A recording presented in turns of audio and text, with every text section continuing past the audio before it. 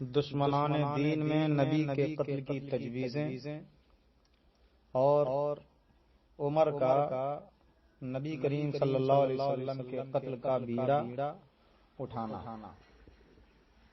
عمر ابن خطاب اس وقت تک ایمان لائے تھے، حجاب کفر میں تھے، دامن حق میں نہ آئے تھے۔ نہایت صاحب غیرت بہادر تیغ افغن تھے، مگر سچے نبی کے اور مسلمانوں کے دشمن تھے۔ غریبوں حق پرستوں کو اذیت دیتے رہتے تھے، مسلمان ان کے ہاتھوں سے ہزاروں رنج سہتے تھے۔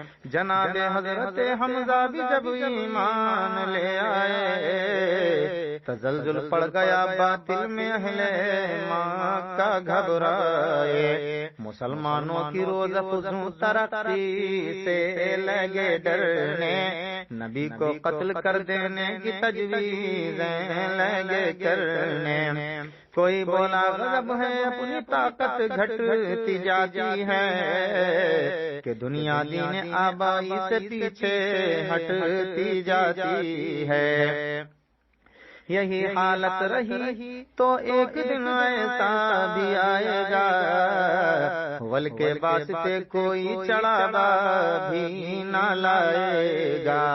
کوئی بولا یہ مذہب پھیلنے سے رک نہیں سکتا، محمد زندہ ہے جب تک یہ جھگڑا چک نہیں سکتا۔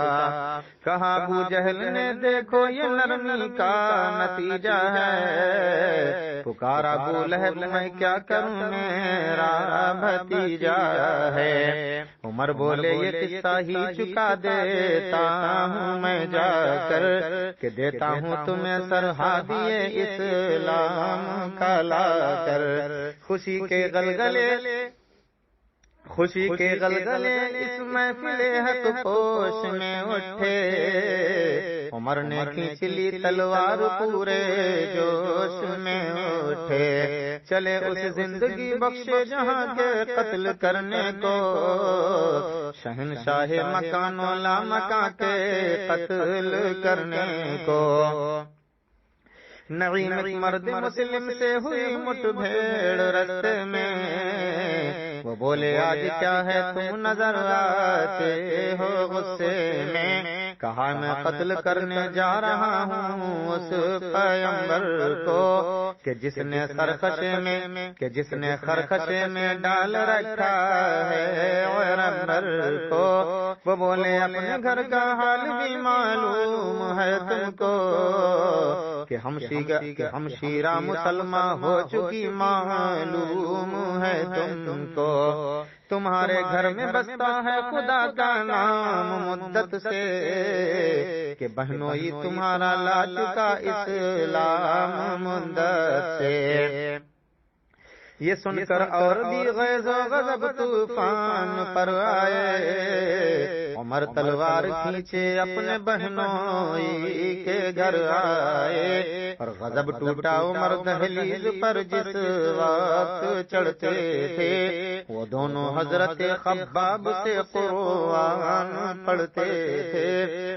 عمر داخل ہوئے جب گھر کے اندر سخت غصے میں، اور سنی آہٹ تو فوراً چھپ گئے خباب پردے میں۔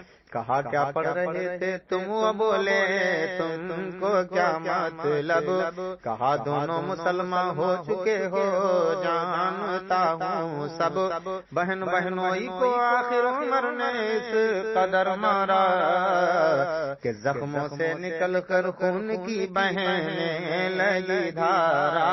بہن بولی عمر ہم کو اگر تم مار بھی ڈالے، شکنجوں میں کسے یا بوٹیاں کو سے نچوا دے، مگر ہم اپنے دین حق سے ہرگز پھر نہیں سکتے۔